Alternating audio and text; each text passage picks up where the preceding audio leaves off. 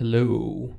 So for those of you just joining on the YouTube rebroadcast, I suppose, because, well, it's unlikely you'd be tuned into the YouTube stream already, but maybe not. The show will commence in about 5 minutes, so skip about 5 minutes ahead, and that should be the start of the show.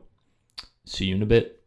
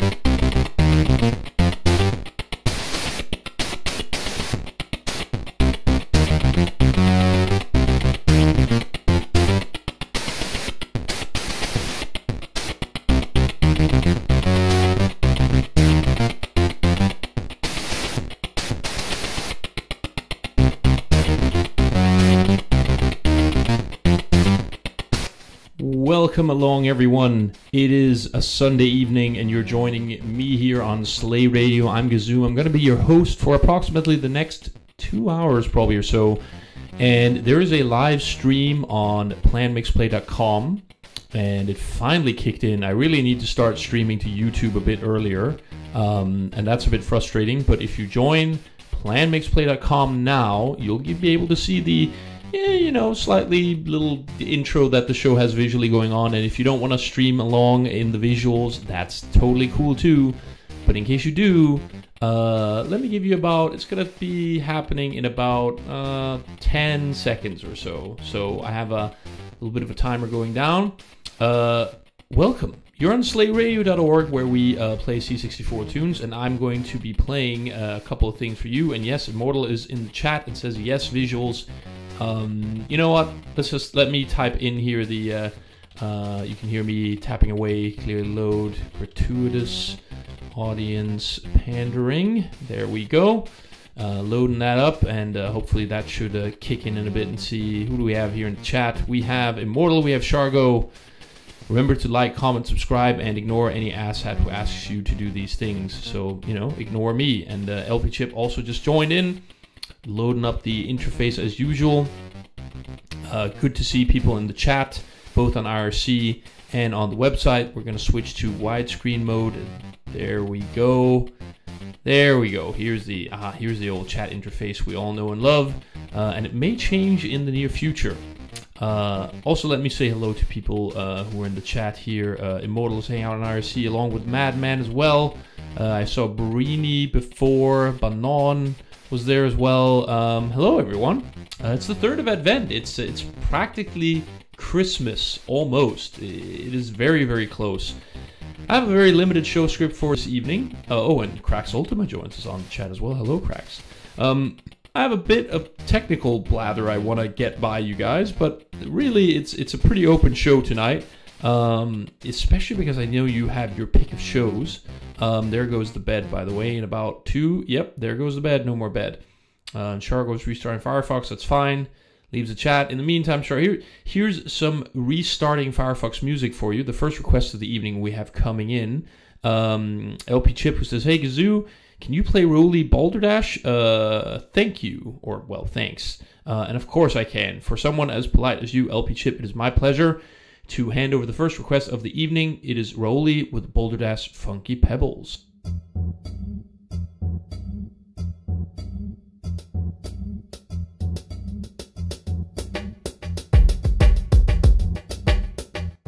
God, look at those tape, what do they call, like the tape spoolies? Look at them move to the beat, huh? Look at that.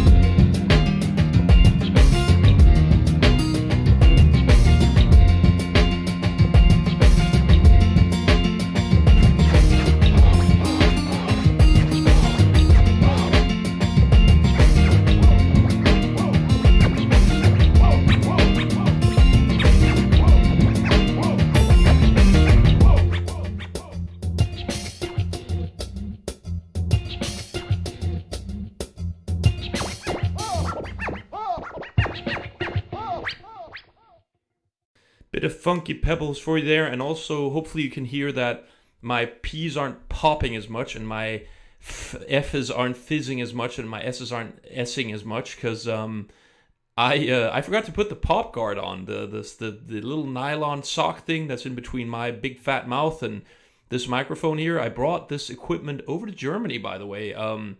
Who was it who asked that? I think it was it Madman, or was it, let's see. Someone asked me if I was in Germany, and that was why I was doing the show at the proper evening time. And you're correct. That is indeed while the show is being done in the evening. And furthermore, if you would like to join the visual chat, you can go on to planmixplay.com. It was Immortal. Sorry about that, Immortal. My mind is racing an hour a minute. I had to recompile some shit to get this program running before showtime, but fortunately it's up and running. And Immortal, you were also the one to ask me, Gesu, don't tell me you've actually got some FF... This is my terrible Dutch accent, by the way. Don't tell me you've actually got some FFT behind those tape thingies. And well, you know what? Why don't you judge that for yourself, Immortal, with the Funk, The Second Moment? Have a look at those tape thingies and tell me what you think.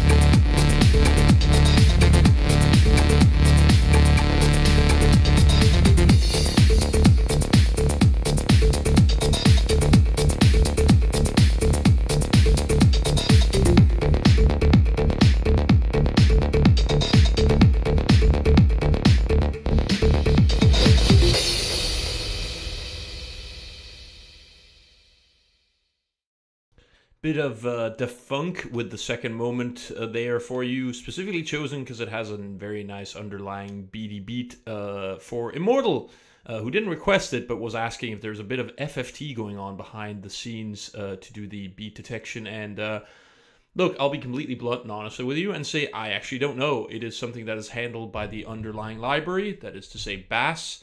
I imagine they were doing FFT to be for sure, because detecting beats is way easier done with a little bit of FFT. And it's funny you bring up FFT, specifically the fast Fourier transform, because actually I was going to talk a little bit about that, because it's something I've been messing with because of a new feature I'm putting in.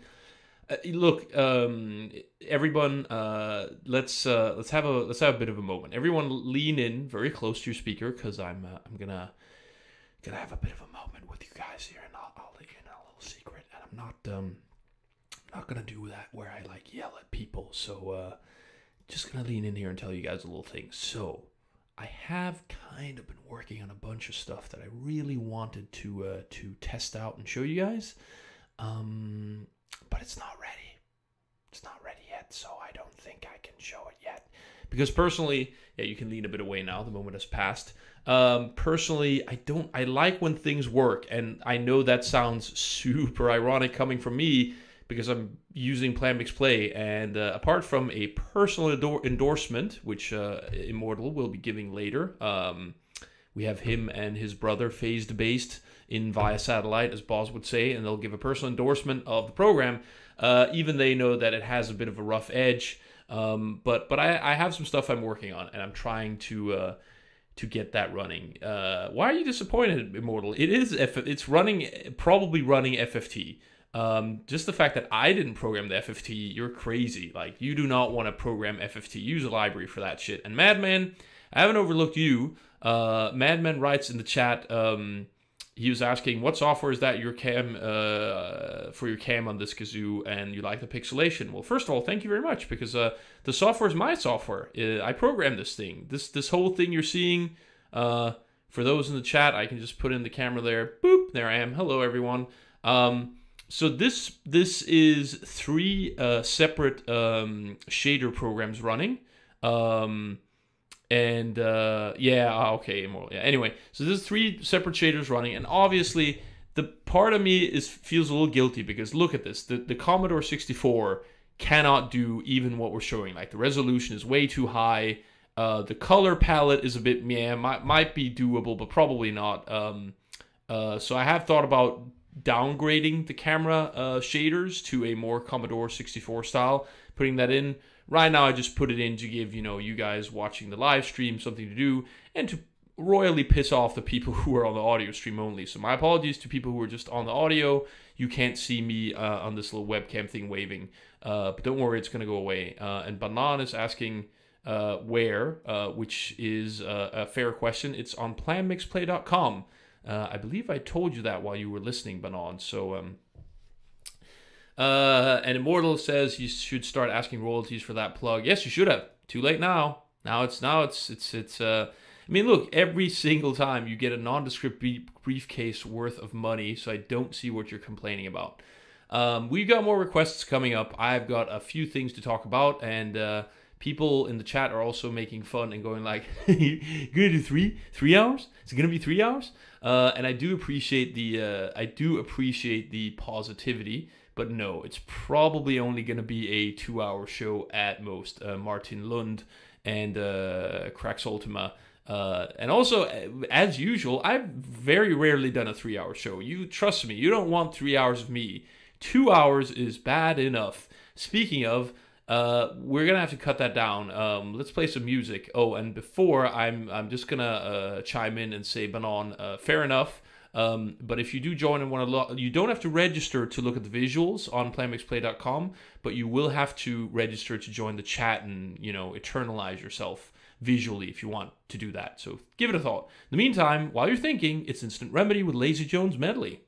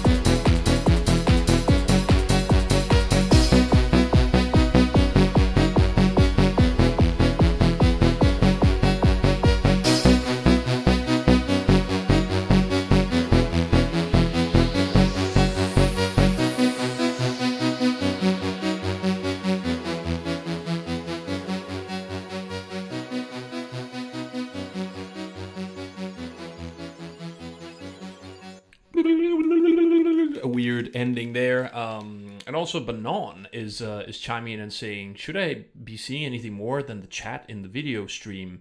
And as Immortal and Faced would say, you're an inquisitive bastard, aren't you?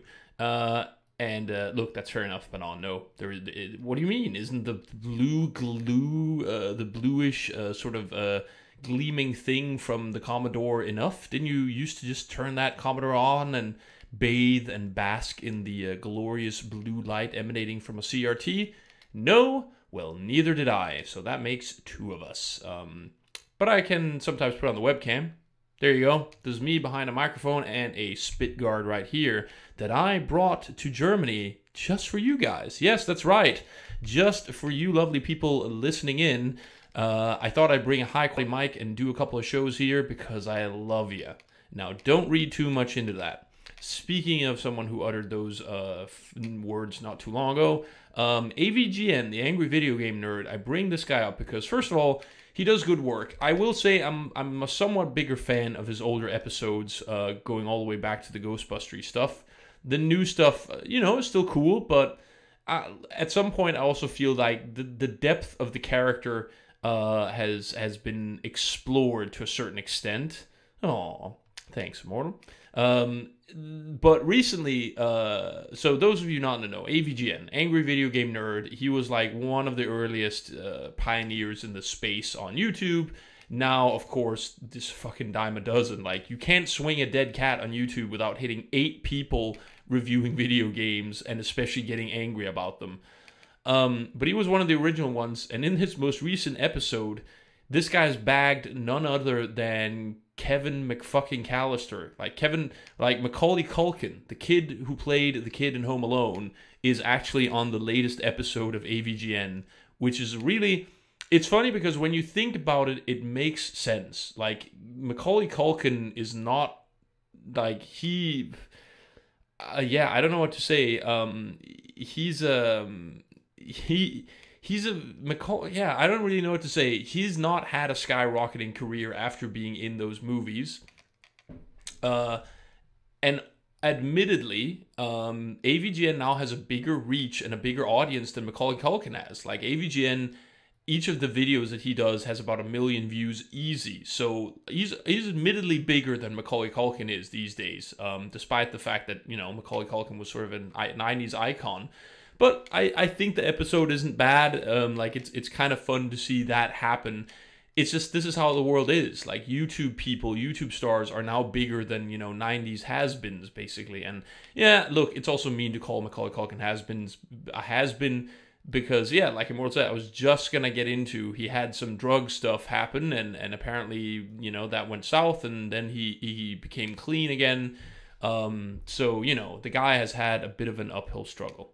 It is what it is.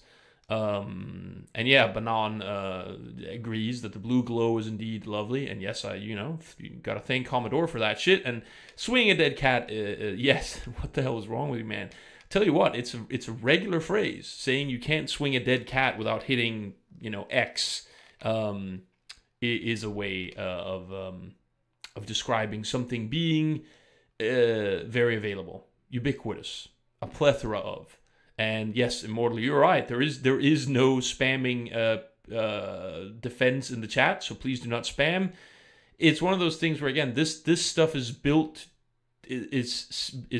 together in such a way that the bare minimum works.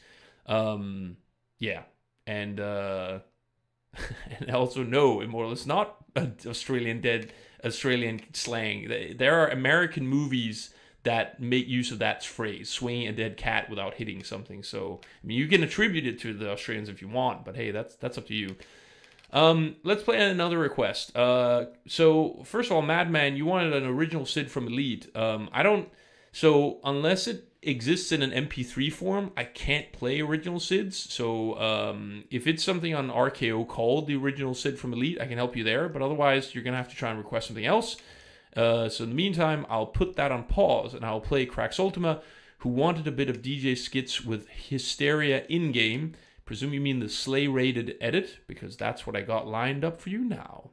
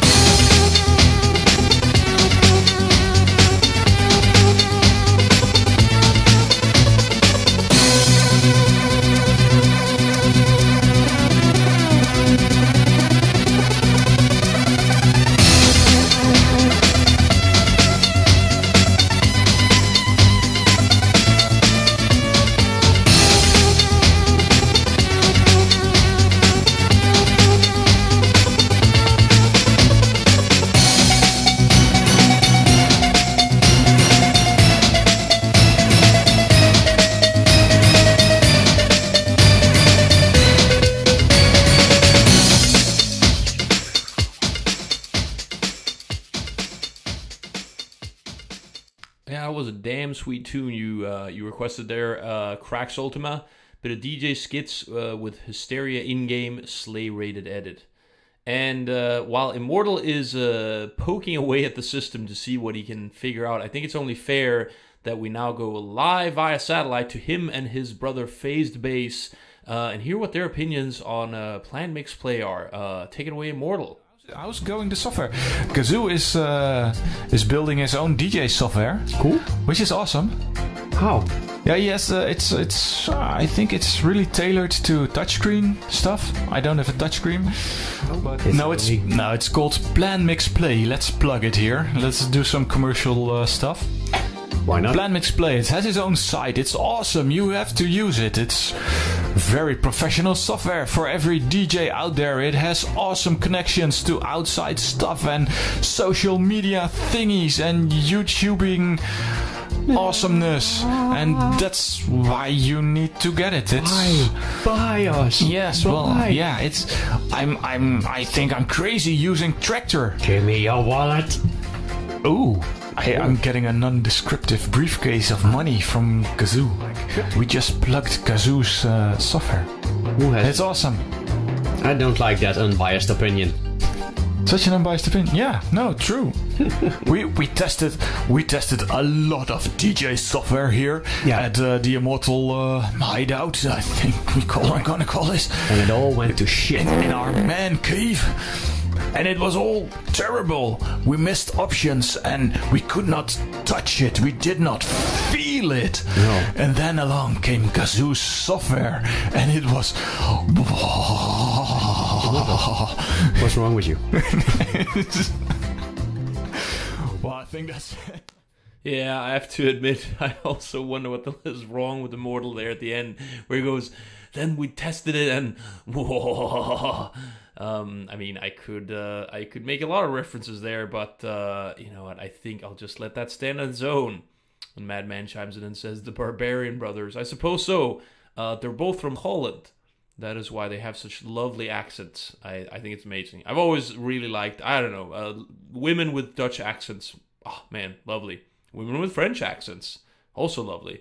I was going to mention an accent I'm not so fond of, but... I don't want to do any accent shaming on my show. I'd rather be a positivist. So let's keep it up with the positive vibes and take it away with another request. Lord Evil. My apologies. Man, this is a professional show, by the way. Yeah, and Immortal says any women. Lovely. Yeah, true, you're right. It's just, there are accents out there, Immortal, I'm a big sucker for, and then there are others where I'm just like, whatever. Let's see. Lord Evil, you're listening in, I hope, or I think, and you've made a request. You want some MRT with atmosphere, and I'm more than happy to oblige. Take it away, MRT.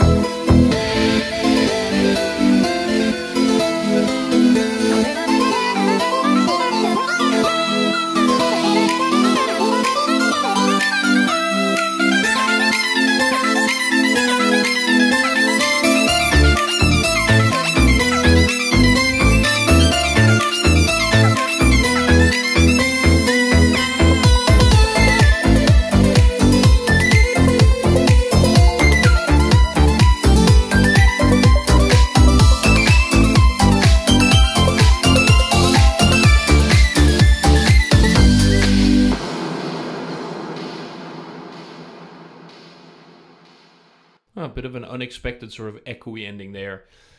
Right, so just wanted to update Madman as well and say, unless you have a link to the original mod from the title song, I guess you want from Elite, I also can't help you. You're going to have to do a little bit of the lifting there, because I don't actually have any capacity to play mods, despite the fact that Bass actually does support mods. My engine just doesn't currently. I deal with waveforms. And speaking of which, I was going to get into talking a little bit about FFTs, which is something Immortal mentioned earlier. So here's the thing. So I know, look, I think technical stuff is fun, but it's not fun if you don't quite get what's going on. So I'm going to try and talk about something a bit technical from a top-down perspective, and if it's boring as shit, let me know. But maybe you'll learn something. Basically, I've been working on implementing a spectrum analyzer because I want to have a bit more visual output. Those tapes that are moving in the corners are neat, but I want to do a bit more, and a spectrum analyzer is basically a way of breaking a part of music down into the different frequencies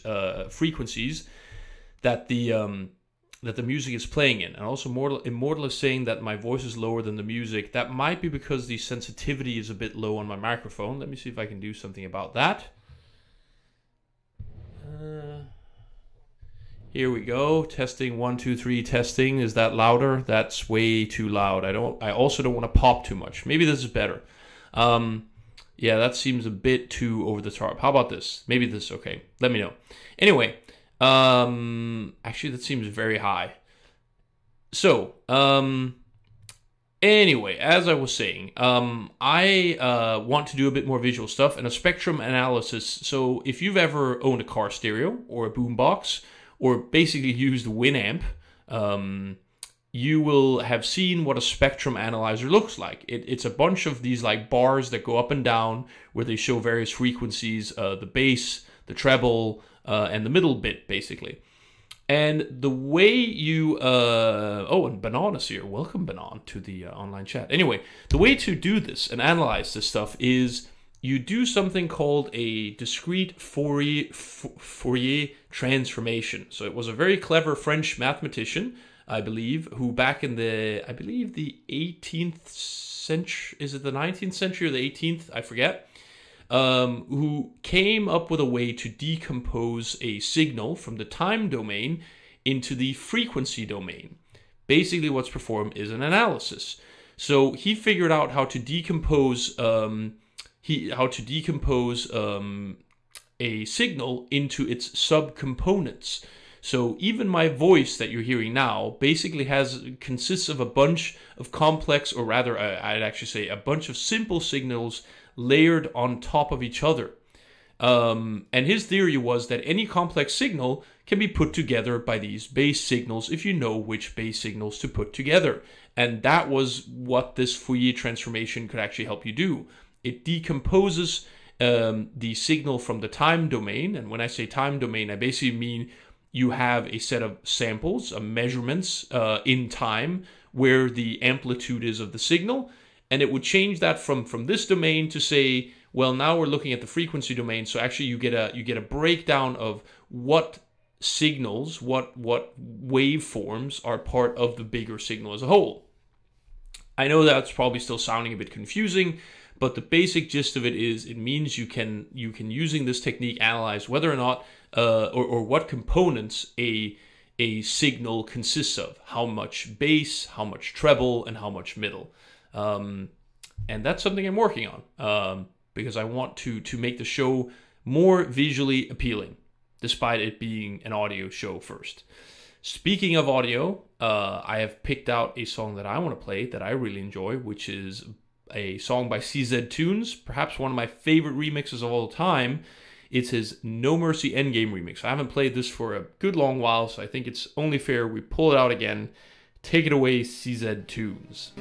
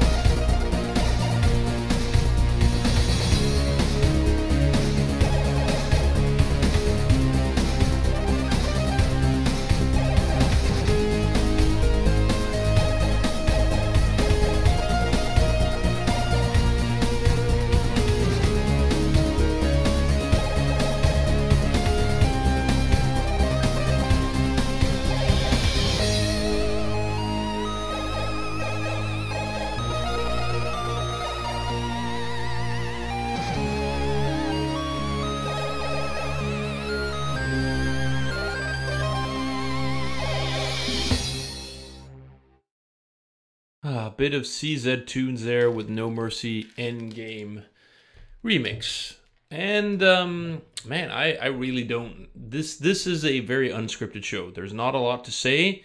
As most of you have already been able to guess, it's for once in a while, or once in a very long time, actually broadcasting the show at around 8 p.m., which means that people who are all over here in Europe can easily tune in, which is my pleasure. I hope you're having a good time. I am myself on vacation in Germany, visiting family and friends.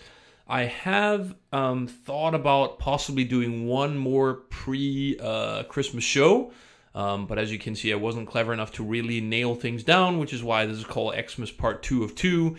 There may be a bonus part sometime in the coming week. If so, it would definitely be probably Saturday at the latest, but I haven't quite figured that out. In the meantime, the awesome thing about doing the show at the somewhat unorthodox time for me is that people who I'm presuming don't have time to listen in live or can't listen in live due to sleep requirements are now listening in and even requesting a few things. There are a couple of people I don't think I've seen request anything in a long, long time, if ever, like Vax Voltar or Slayaholic. And Vax, you wanted a little bit of Peter W. with Albedo, the 80s mix. More than happy to oblige you with that. And also, I think I forgot to thank Lord Evil after having played his request, which was MRT with Atmosphere, which is a ways back. But in the meantime, let's take a request from Vax Voltar. You wanted again Peter W. with Albedo, the 80s mix.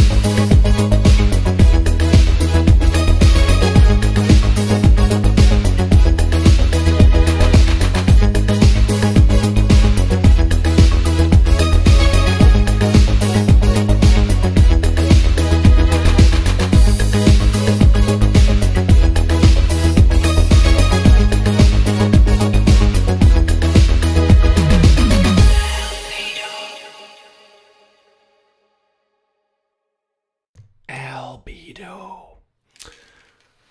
Ah, man. Yeah, God. Immortal says, hey, I should have visited X 2018 every time you think that they have... every time you... what was it? What did you say here? Every time you think they've reached the limits of this machine, every time they think of some other cool trick. Yeah, indeed. I remember reading that one of the ways they actually got the C64 to render a sort of real... well, I think it was an actual real-time 3D spinning cube, is because some crazy fucker had basically realized that if you sent signals in a certain... sorry. Professional show, by the way, everyone. If you sent certain signals, I believe, to the SID chip, I wasn't sure if it was the SID chip, basically they were able to squeeze out another sine or cosine calculation from a piece of hardware on the Commodore no one really thought to actually tap. And by doing that, they could actually properly calculate geometry in a way to render it in real time, which is crazy. And sure, that's look, to be honest, Immortal, that's the most interesting thing, if you ask me, about hardware like the C64 or things people are passionate about, is constraints breed creativity.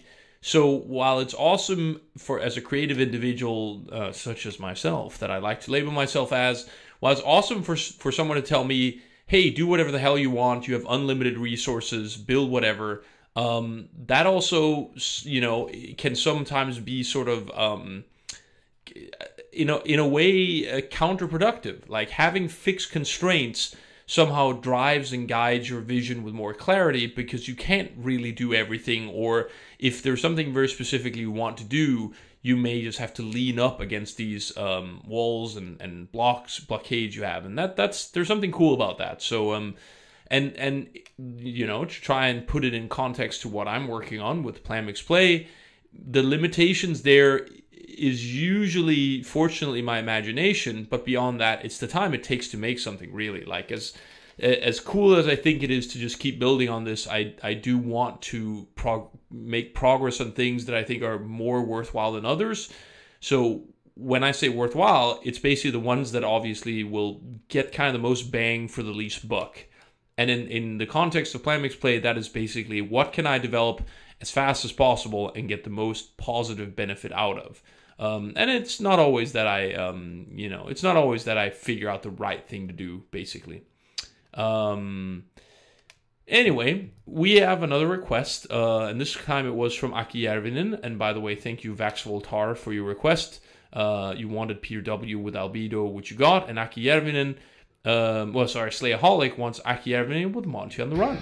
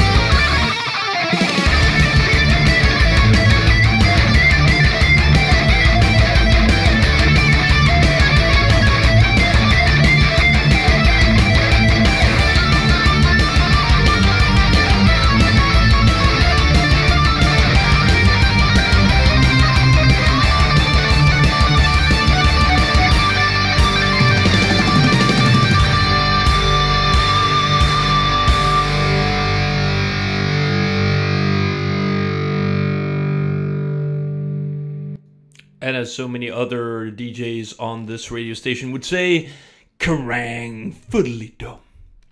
But there isn't really a fiddly dum.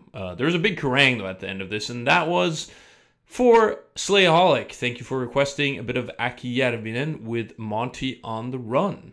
Slayaholic. Yeah. And thanks for listening in. Immortal is talking a bit about people in the demo scene who are mad talented, and I can only agree.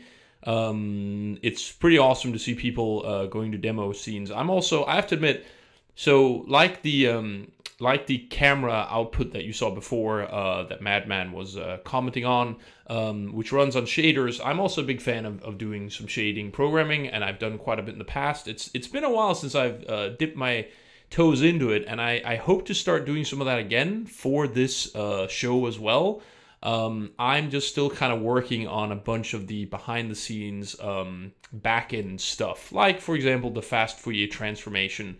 Or, well, so that's the thing, a little bit of terminology for everyone who probably don't care, but I'm going to give it to you anyway. The transformation itself is called the discrete Fourier transformation, and the reason it's that is there are basically 4 types of Fourier transformations. 2 of them are based on continuous streams or basically continuous signals, and 2 are based on discrete ones. So the computer can only deal with discrete transformations, and the reason for that is because the computer has, if it was basically the only way to express a continuous signal is with a mathematical formula, and it's easier to deal with data in a computer by representing it as a series of samples rather than figuring out how to represent it via formula. Because that's way worse to work with. So we work with discrete samples in the computer space, and I forget the 2 different discrete transformations there are. I think it's one that is a limited signal, as in, oh man, that's hard to describe. Trust me on this, there are 2 ways to do it, and we picked the one just called the discrete Fourier transformation. And the fast Fourier transformation is an algorithm or an approach of how to transform the signal from the time domain into the frequency domain. So, yes, you get a little bit of extra info. Coming up next, Madman was kind enough to, head back into his lab and give things a thought, since I couldn't play the original Sid from Elite, and instead he has requested Sky Marshall with Emulating the Past. I presume what you mean is Sky Marshall Arts Abyss Game 2 Emulate the Past mix. I hope, Madman. And if not, you're going to be disappointed. If so, then hopefully you'll be happy. Incoming message.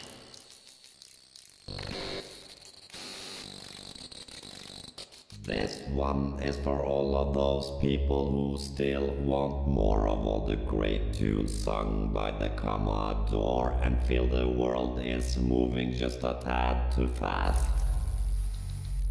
Synchronizing. We feel nostalgic about these songs because it reminds us of a time that we have lost, and now we're keeping it alive while having a blast. Emulating the past. 10, 9, 8, 7, 6, 5, 4, 3, 2, 1.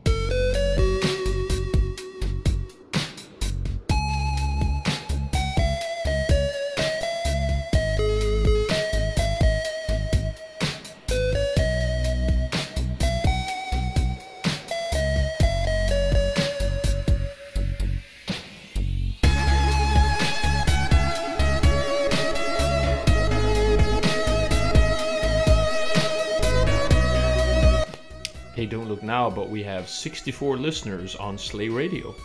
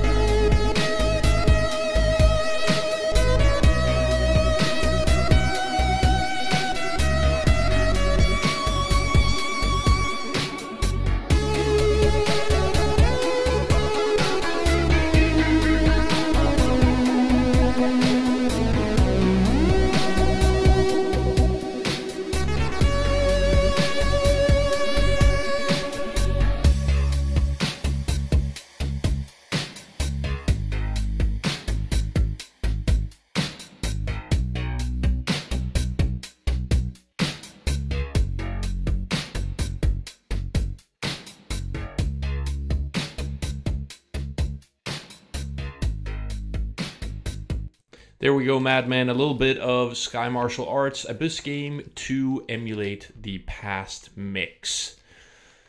Thanks for requesting that. Coming up next, just to eliminate all the suspense, we have another request from LP Chip. He wrote, Hey Gazoo, I'd love to hear PmpVsXMas, Last Ninja 2 Sewers Loader, smiley face, thanks.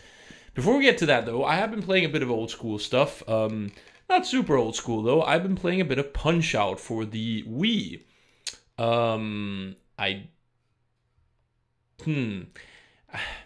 It's funny. Here's the thing. I really like Punch-Out. I think Punch-Out is a fantastically fun idea. The whole idea of like going into a boxing thing, and the fact that the Punch-Out games aren't really about boxing. It's more like they're memorization games and reaction games. It's a way of representing boxing. And I don't know why, but for some reason the SNES game appealed the most to me. I really liked both the graphics in there, and I guess I also liked the way that the fighting system had been put together. God, I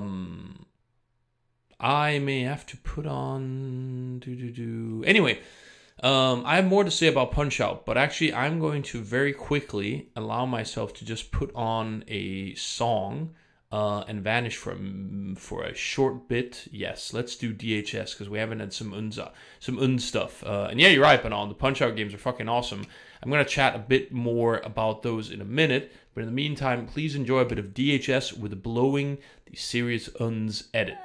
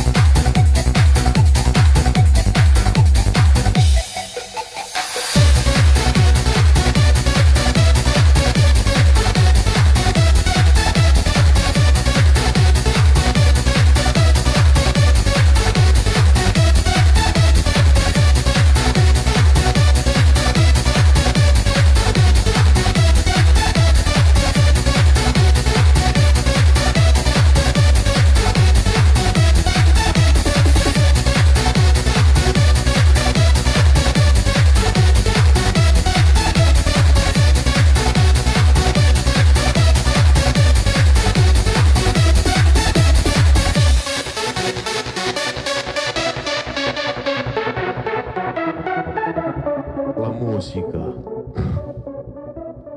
è una cosa talmente astratta. Che cos'è? È l'espressione del silenzio, la musica.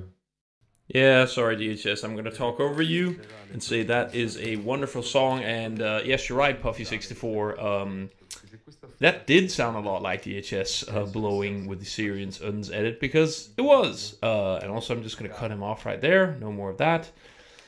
Oh man, I had a minor emergency I just had to take care of. So apologies for just swapping tunes there on you, but I did give you a bit of a heads up. Going back to the topic at hand, though, Punch-Out is a lovely, lovely game. I think they're all quite good, despite maybe slight racial insensitives, or I guess cultural insensitivities. Like, Punch-Out was originally, believe it or not, Punch-Out originally started on arcade platforms, and it came about, this is a pretty well-known anecdote, it came about due to the fact that Nintendo had ordered a surplus, they were basically overstocked on monitors because of them having ordered a bunch in to replace for Donkey Kong machines, which they then found they didn't need replacing after all, or I think maybe the game sold well, but they'd ordered such a large surplus of screens that they didn't know what to do with them. So basically they tasked one of their developers to come up with a game that required 2 screens. And even though the hardware wasn't really capable of drawing a lot of animated stuff happening on 2 screens, they figured a punching game or a boxing game with 2 screens on top of each other was an ideal fit. And so Punch-Out was born on the arcades. And there, the cultural insensitivities are rife. Like one of the Italian boxers named Pizza Pasta. Like, that's insane. And if you want to see even more racial insensitivities, look up Guru Larry's. Guru Larry has a video on YouTube about, what is it? I think it's like knockoffs or clones that are totally illegitimate, clearly based on a franchise but not licensed at all. And there was a software company on the C64 that basically ripped off Punch-Out. So there is a game on the C64 that looks incredibly like Punch-Out and is even more culturally insensitive than the Nintendo version. I think it's like they named the Chinese fighter Fling Long Chop and a black boxer Antibody and Andy. Like, it's the fucking worst insensitivity culturally that you will see in a while. But the reason I play the game is, of course, just for the kind of a fun puzzle-type memorization game that it is. And this is where I want to chime in and say thank God for emulation, because there was a really neat thing. So for a while on the Wii, Nintendo had a Club Nintendo program where, as a member, you'd get these sort of special bonuses. And what I thought was really, really neat was Punch-Out at some point came out for the Wii, where they basically redid a bunch of the characters. In fact, there was only one new character added to the roster of the game, never seen before. Of course, they were all updated and, rendered in nice 3D stuff, or in 3D graphics. But most of the characters in the game were have been seen before. Glass Joe has been in practically all the Punch-Out games, I believe. There was Bear Hugger, Ball Bull. Disco Kid was basically the one newcomer to the lineup. And the game's quite good. Well, unless you count, of course, Donkey Kong. Donkey Kong's never been in a Punch-Out game before, and he's sort of secret boss at the end. But the reason I bring it up is because at some point, Club Nintendo had been getting like some exclusive minor stuff that wasn't that interesting, until one day I saw that they had like made a minor remix of the game, released exclusively for Club Nintendo members, which was Doc Lewis's Punch-Out. So for those of you who played Punch-Out, you may know that Doc Lewis is the trainer of Little Mac, who is the titular character in the games. Well, most of the games, not in Super Punch-Out for some reason, but in most of the other ones. And maybe not in the arcade Punch-Out. So actually, half the games, the Nintendo Entertainment System Punch-Out and the Wii Punch-Out, features Little Mac. And his trainer, Doc Lewis, they made a version of Punch-Out where you can actually fight Doc Lewis. He's basically your trainer. And the game is basically Punch-Out with only one opponent. You can only fight Doc Lewis in 3 simple matches, and I thought that seemed like such a cool little treat as like a side game. That's such a cool idea, I thought.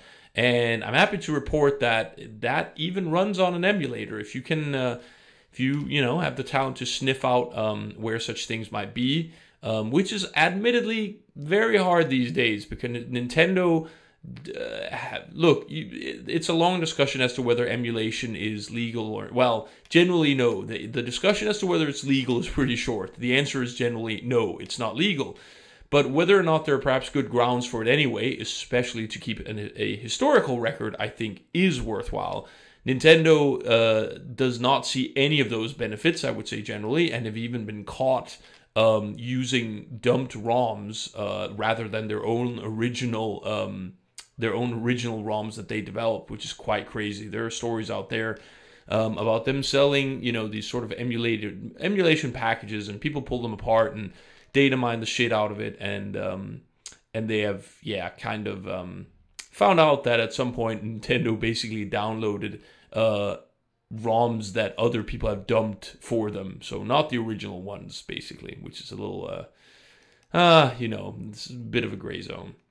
And yes, Leah is joining us in on the chat, and there is a show indeed, Leah. It's a Gazoo 102 show, and also Cracks Ultima asked if I'd consider an extension. I do appreciate the thought. My voice is going, I'm afraid, and even if it wasn't, I think it'll have to be a 2-hour show, but I haven't promised, but I've alluded to the fact that there might be another show during the week, so I'm afraid you're probably going to have to make do with that, Cracks, even though I do appreciate positive enthusiasm. Coming up next, Puffy64. Yes, and yes, as Lord Evil points out, it is a fair point. Emulation of the hardware isn't illegal. Yes, you're absolutely right. The BIOS is usually the problem.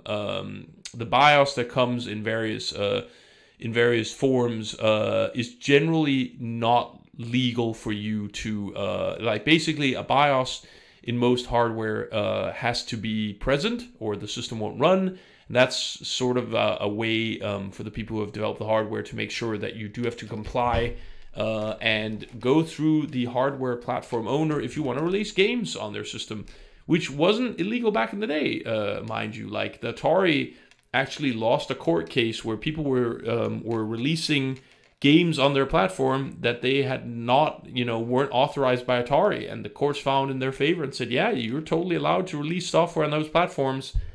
And then the way it basically developed was that now almost every hardware, every console is also now so complex that you need a software development kit, an SDK. But in addition to that, there is a BIOS in most system hardware out there, and they have various software and hardware locks that you need to get around, and hopefully you get around them with the blessing of the original hardware owner. Anyway, that's my as you can hear, my voice is getting a bit raspy, so let us finally play that LP chip request. Wanted a bit of Puffy64, Last Ninja 2, The Sewers Loader, which I have lined up here for you. Take it away, Puffy64.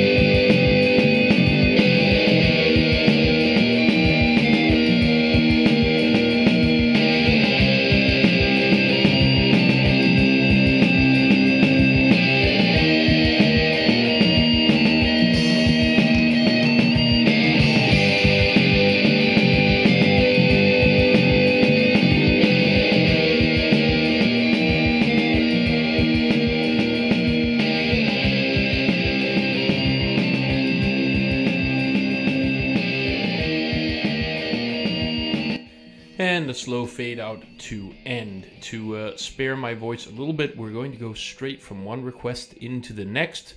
Dr. Toxic Insanity, who I'm guessing is, a first-time listener. Or, sorry, not necessarily first-time listener, but definitely a first-time requester. That burp's for you. And in addition to that burp, Dr. Toxic Insanity, also have lined up your actual request, which is Peacemaker Quadrant Subtune 6, My Endless Silk Road.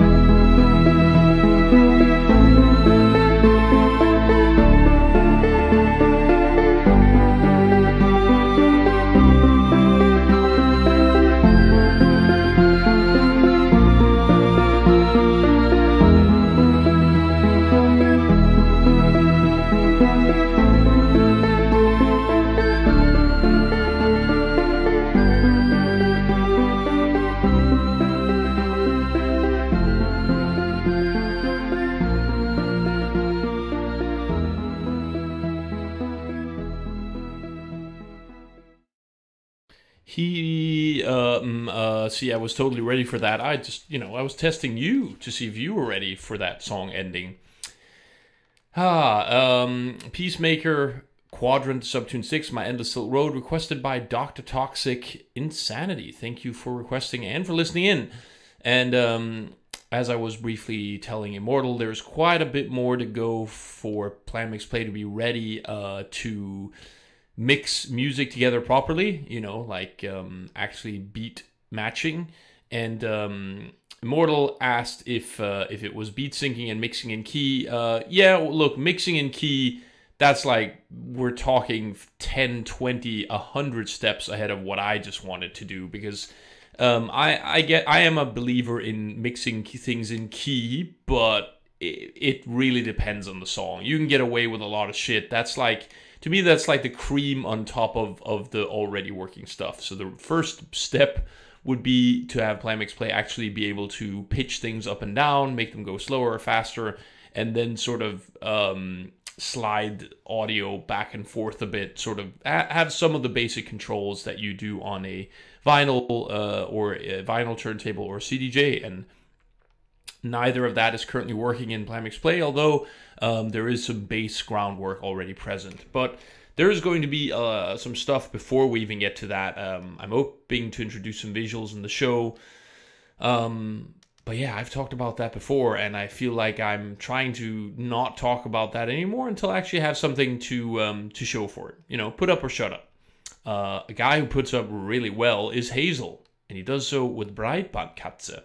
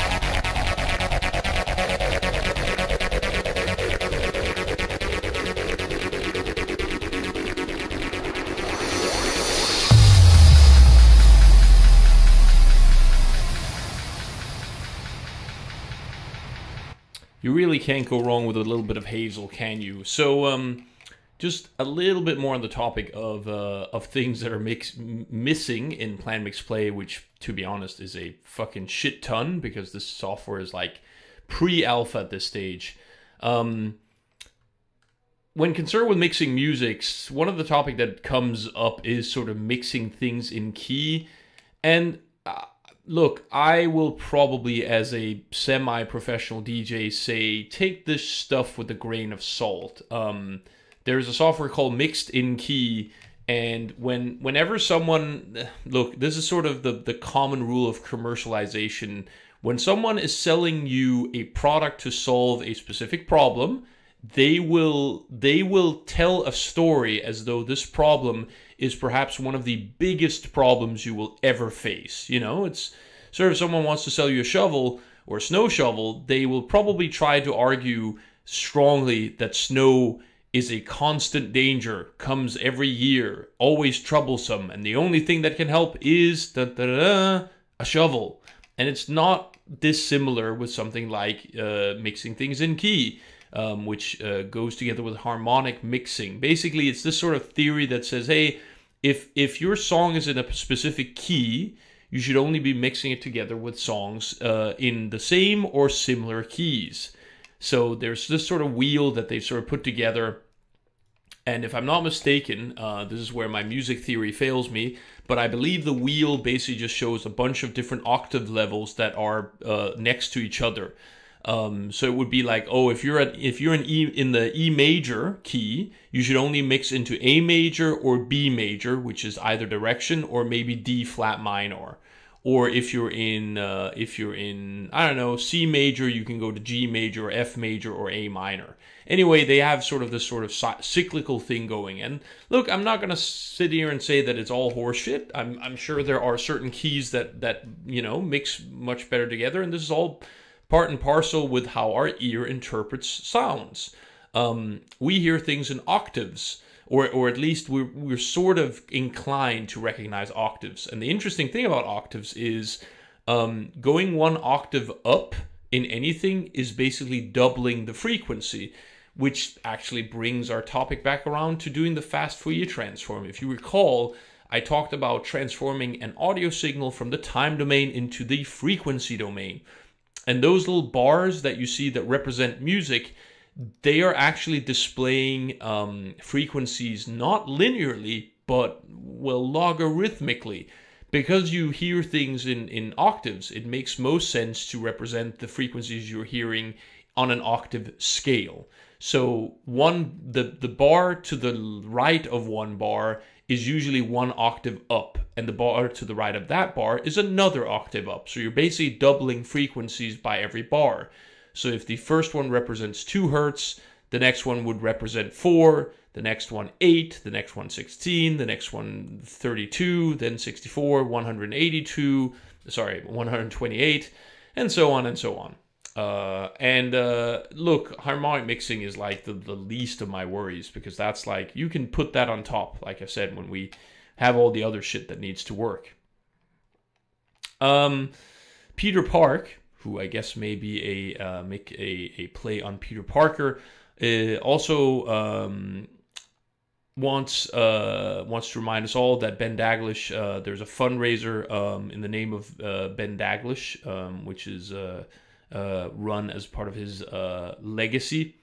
I have to admit, I should probably read this and see what exactly that's, because as much as I'm in favor of just saying like, hey, you know, fundraiser for a C64 legend, great, but I should probably have a bit of a read before I get into this this chat. So in the meantime, Crax Ultima, you had a request, which was a little bit of Raouli and Mahoney Biggles' Fly With Your Brain Propeller.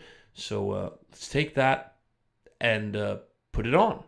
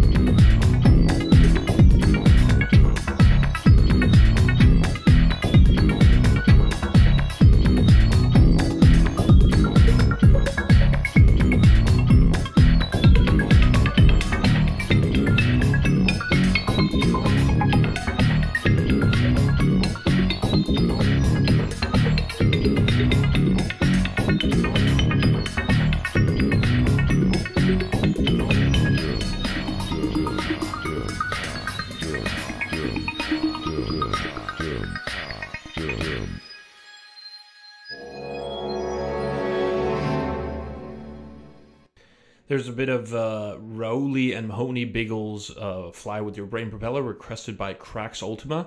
And Peter Park did mention the Ben Daglish fundraiser, so now that I've given it a bit of a read, it's basically to help donate towards the memorial, funeral costs, and financial support for the family connected with Ben Daglish, and I will pop that link in the chat, so you should be seeing that in the screen now. So if you were a fan of his work and want to contribute, by all means, please visit that site. And Peter Park, I suppose, also requested some Ben Daglish music, and for that I've picked Lala with Hades Nebula, the Ben Daglish tribute. Take it away, Lala.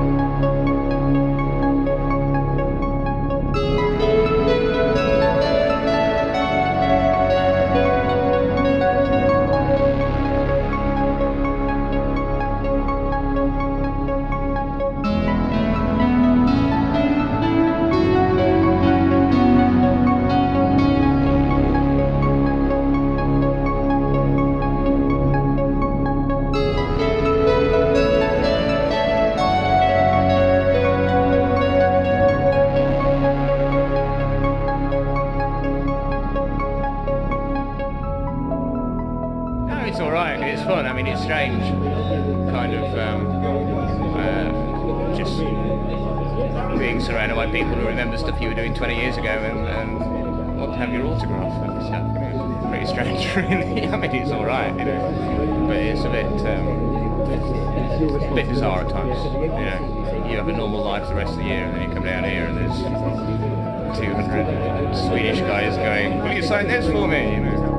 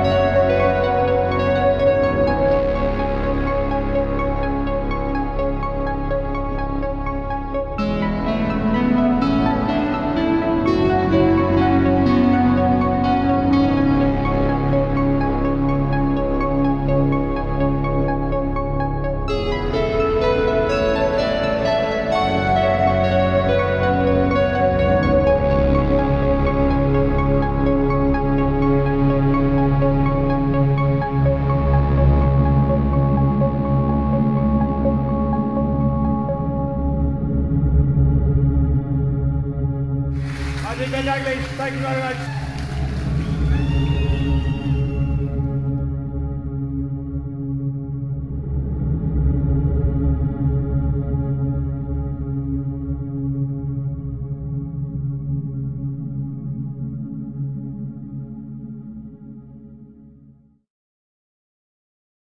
Lala with Hades Nebula, the Ben Daglish tribute.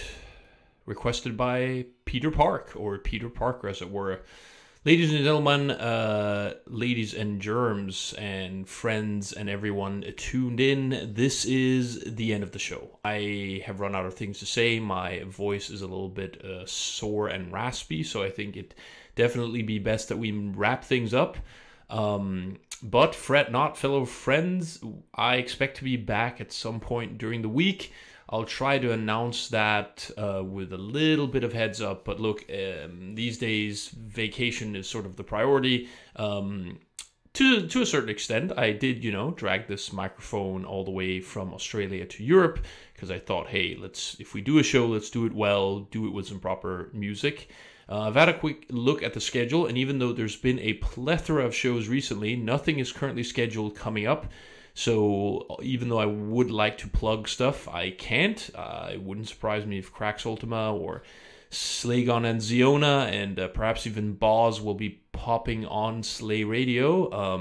But for now, there's nothing that I can announce. And thank you for everyone who did request a song.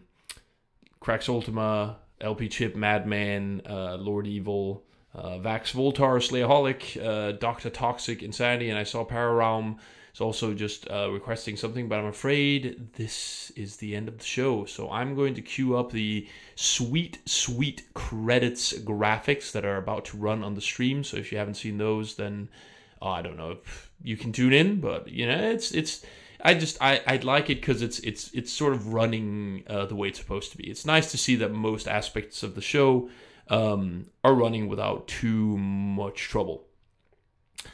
I hope you enjoyed listening in. I certainly enjoyed playing for you guys. I will be back, like I said, sometime next week. I hope you guys are having a lovely Christmas out there, and that you have one continued. I'm certainly looking forward to that. I will let Skits and Moog take you out with the final grooving synth sample 1.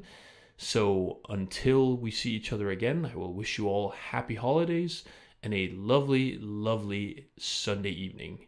Cheers, everyone.